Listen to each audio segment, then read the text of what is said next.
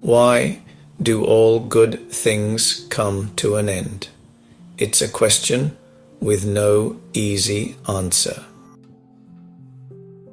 We hear phrases like too good to be true, or why does peace so often give way to chaos? Why must the light fade just when it shines the brightest? But for those who have suffered deep loss, these words offer little comfort. I have experienced loss in many forms. I have witnessed others endure it too. The death of a mother, a marriage that crumbles, an innocent little child with a cancer in the eye, an ambition that fades, a career that ends, a home cherished for a decade suddenly feels like a prison due to choices we make that leads to life's cruel turns. Why do all good things come to an end? Success, recognition, friendships, family bonds. One moment, life is full, thriving. The next, it unravels.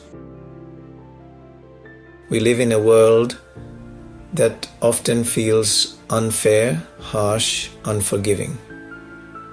People struggle through abuse, trauma, anxiety, and uncertainty.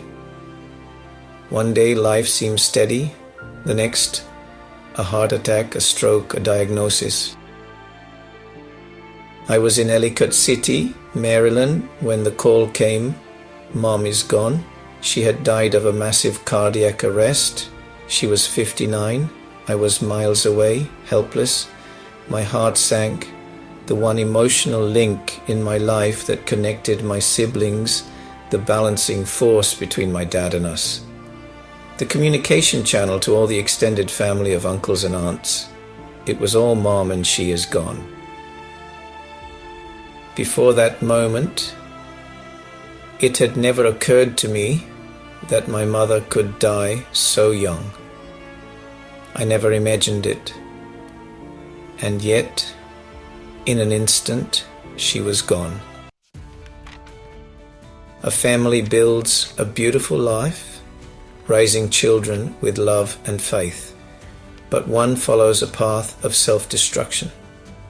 Another goes through a rough patch in his personal life, leading to 100% focus on his career that forces him to distance himself from his family. And the parents cry out, why do all good things come to an end? Why do all good things come to an end, especially when we least expect it? From the moment we are born, we are also dying. Death does not see age, race, or success. It comes without warning, or with signs we refuse to see. We fight against it. Sometimes we win more time, sometimes we don't. Science has a word for this ending: entropy. Everything moves from order to disorder. Ice melts. A room left untouched falls into chaos. Flames turn to ashes. Love fades to indifference. Happiness turns to loneliness. Success turns to betrayal. And suddenly all good things come to an end. But, even in the face of endings, there is always a glimmer of hope. A new beginning often arises from the ashes of the old. It's in these moments we find strength, resilience, and the courage to move forward. Every ending, in a way, is a prelude to a new chapter. But there is more than one kind of death. Some deaths we cannot escape.